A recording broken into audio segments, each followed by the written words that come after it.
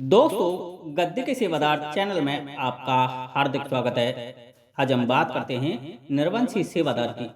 अर्थात हमारा ऐसा कोई मृत पूर्वज जिसने भक्ताई भक्तावल का काम किया हो, जिसने भूत प्रेत ओझाई का कार्य किया लेकिन खुद बे औलाद मर गया। उसकी संतान नहीं हुई, उसका खुद का वंश आगे नहीं बढ़ा। अब वह अपने वंश के शेष भाइयों की औलादों को परेशान करेगा जो इस धराधाम पर जीवित हैं। वह उस समूचे परिवार को प्रताड़ित करेगा जो उसके ब्लड सर्कुलेशन से ताल्लुकात रखते हैं, और परेशान भी वह इस कदर रखेगा जिसकी आप पर कल्पना नहीं कर सकते। कारण है, एक तो वह बेऔलाद मर गया और दूसरा वह नाठी है। अर्थात उसकी संपत्ति को, उसके बट हिस्से को वह लोग भोग रहे हैं जो जीवित हैं। अब यदि तुम किसी के हिस्से की जमीन जायदाद संपत्ति घर मकान आदि को भोग रहे हो तो वह भोग विलास के लिए आपसे ही तो उम्मीद रखेगा। वह अपनी मुक्ति के लिए आपसे ही तो कातर दृष्टि लगाएगा। यदि आज उसका कोई पुत्र होता तो वह उसके श्राद्ध कर्म जलोदिक क्रिया भोग विलास आदि दे रहा होता। उसके पैदा अंश उसके निमित्त कुछ दान पुण्य कर रहा होता तो उसके प्रेत स्वरूप को कम व शांत कर रहा होता। लेकिन ऐसा नहीं हुआ, और ना ही आज वे लोग उसके प्रेत स्वरूप को कम कर रहे हैं जो जीवित हैं, जो उसकी संपत्ति को भोग रहे हैं। दोस्तों, उसको मावस पुण्यों या जब भी आप पितरों को भोग देते हो या उसको देते हो, यह उसका प्रेत तत्व कम करने का सही मार्ग नहीं है। हमें उसके पेट की भूख को नहीं, मन की भूख को शांत करना होगा।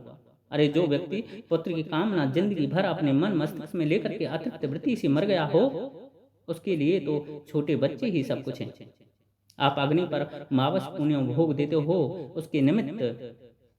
इससे बेहतर तो यह है कि अपने घर परिवार के छोटे बच्चों को आप उस नरवंशी सेवादार के नाम से बड़े ही प्यार से भोजन कराएं और उससे बोलें कि बाबा, तुझ पर बच्चे नहीं हुए तो क्या हुआ, ये परिवार के बच्चे नाते पोते सब आप ही के तो हैं, और मैं आपका ही स्वरूप इन बच्चों को समझकर तुम्हारे निमित्त इनको भोजन करा रहा हूँ।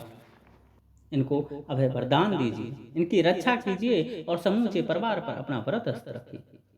दोस्तों, हिजड़े को तुम कभी अपना बच्चा थमा देना, वह तुमसे ज्यादा उस बच्चे की कदर रखेगा, क्योंकि उसकी औलाद नहीं होती। और जिसके पास जो चीज नहीं होती है वह उसकी कद्र जिसके पास होती है उससे ज्यादा करता है। जिसने गरीब व कंगाली देखी है वह पैसे का मूल्य हमसे बेहतर समझता है। इसलिए निर्वंशी कोई सेवादार तुम्हारे घर में रह रहा है तो अपने घर परिवार के बच्चों पर आप प्यार लौटाने लग जाओ। उनको कभी भी पीटो मत, उनको कभी भी गाली मत दो।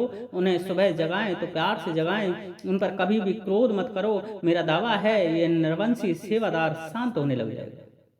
आप घर में जब भी भोजन करें तो पहले अपने घर के छोटे बच्चों को भोजन खिलाकर के भोजन करें। आप किसी देव स्थान पर जाएं तो अपने छोटे बच्चों को साथ जरूर ले जाएं।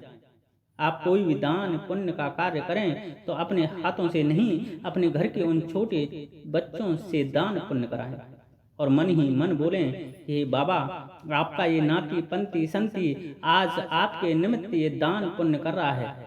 आप इस पर व मेरे परिवार पर अपनी दया दृष्टि बनाए रखें।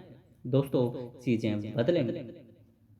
आपको सियाने तांत्रिक भक्तों के पास नहीं जाना है। आप जितना इन लोगों के पास भटकोगे उतना ही यह आत्मा क्रोधित होगी, यह आपको प्रताड़ित करेगी। इसको कोई भी भगत तांत्रिक नहीं रोक सकता, क्योंकि यह खुद भगत है, वह भी पुराने समय का। आज के इन टुट्टू पंजू भक्तों की क्या बात है इसे रोकने की? क्योंकि यदि इसकी औलाद नहीं हुई थी तो इसके पीछे दो ही कारण थे। एक तो यह कि इसे अपने जीवित काल में कुछ ऐसे जघन्य अपराध तंत्र द्वारा किए जो कि भगवान की दृष्टि में गलत थे। घात मूठ चौकी से किसी के घरों को बर्बाद करना सही नहीं होता। जो लोग तंत्र से जूझ कर मरते हैं ना, उनकी बद्दुआ हमेशा यही होती है कि मेरे घर को जिस तरह किसी ने बर्बाद किया है, हे भगवान, तुम उनको उसकी करने का फल जरूर देना। और दोस्तों, सृष्टि फ्राइबल के सिद्धांत पर कार्य करती है। जैसी शुरुआत तुम करोगे वैसा अंत तुम्हारा निश्चित है। बबूल के पेड़ बोने वाला आम नहीं खा सकता। दूसरा, जो पाले भूत को वो ना खिलाए पूत को। अर्थात जो लोग मसान, जिन, कच्चे कलवे आदि को सिद्ध कर लेते हैं और उससे यदि गलत गलत कार्य करते हैं तो ये ही उस भगत सियाने तांत्रिक के वंश को खत्म करने लग जाते हैं। ये ही उस भगत के मरने के बाद गति ना हो, उसको मुक्ति ना मिले, उसकी आत्मा इस हमारे बंधन में रहे, इसके निमित्त श्राद्ध कर्म करने वाला, इसको निमित्त दान पुण्य करने वाला, इसका कोई भी पुत्र बचना नहीं चाहिए, क्योंकि इसने भी तो हमसे गलत गलत कार्य करवा कर हमें अनंत काल तक नरक योनि में ढकेला है। इसने भी तो हमारी सदगति के सभी मार्ग अवरुद्ध किए हैं। इसलिए हम भी क्यों ना इसके वंश पर प्रहार करें। और इसी कारण दोस्तों, ये आत्माएं उस भगत के कोई भी संतान नहीं होने देती। ये बार बार उसकी पत्नी के गर्भ को छींट कर देती हैं। और दोस्तों, एक रहस्य की बात बताऊं, भगत सियाना तांत्रिक दुनिया का इलाज कर सकता है लेकिन अपना नहीं। डॉक्टर दूसरे का ऑपरेशन कर सकता है लेकिन अपना नहीं। जो कर्म हमने किए हैं उनका फल सुनिश्चित है, फिर चाहे कर्म तुमने अनजाने में किए हों या जानबूझकर।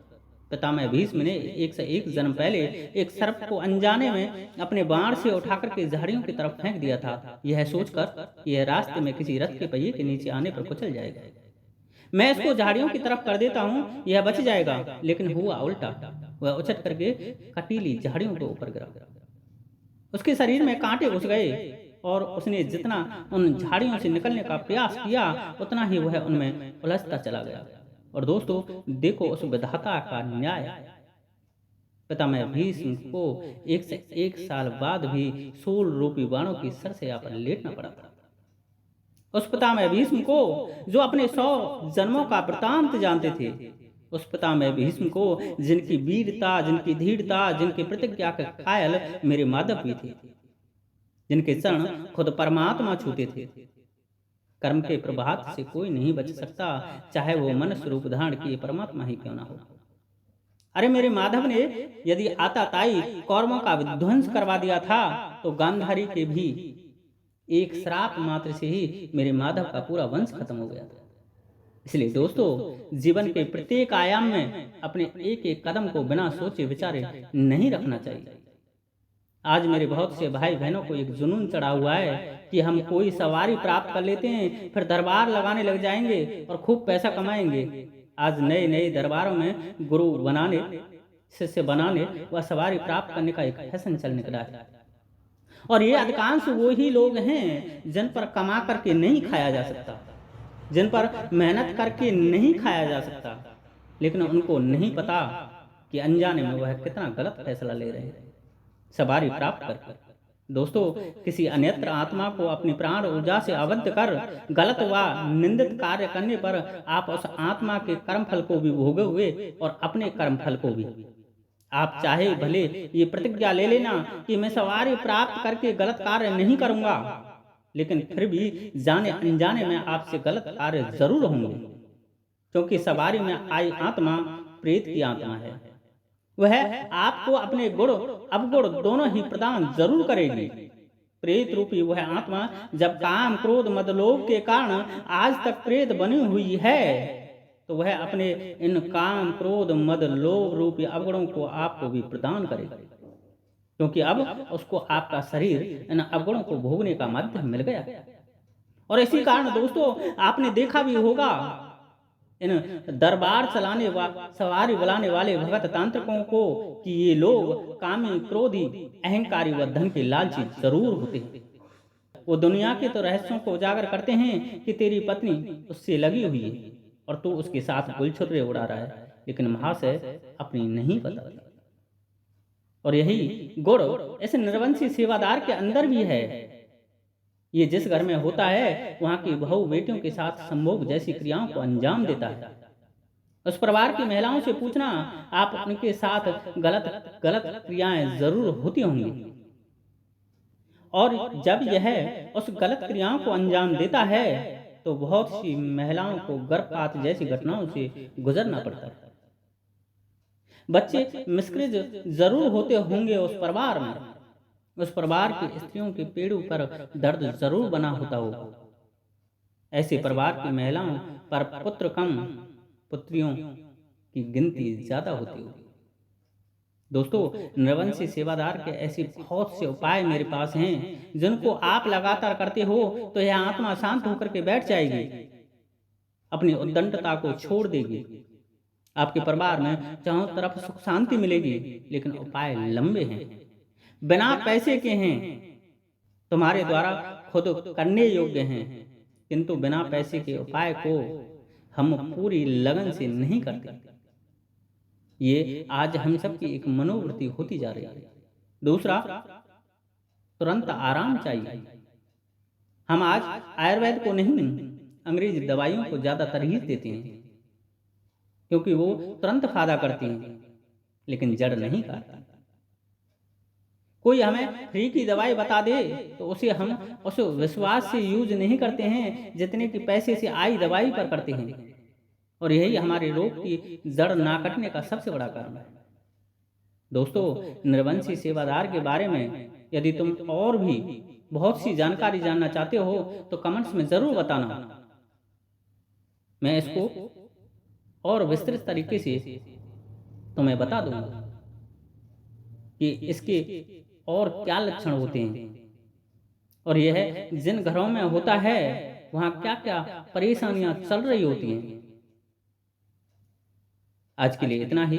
वीडियो अच्छी लगी हो तो लाइक करें, शेयर करें, कमेंट्स करें व ऐसी ही ग्रामीण तंत्र की रहस्यमय जानकारी जानने के लिए चैनल को सब्सक्राइब जरूर करें। जय श्री राधे, जय श्री कृष्णा, जय माता की, जय गद्दी के सेवादार की।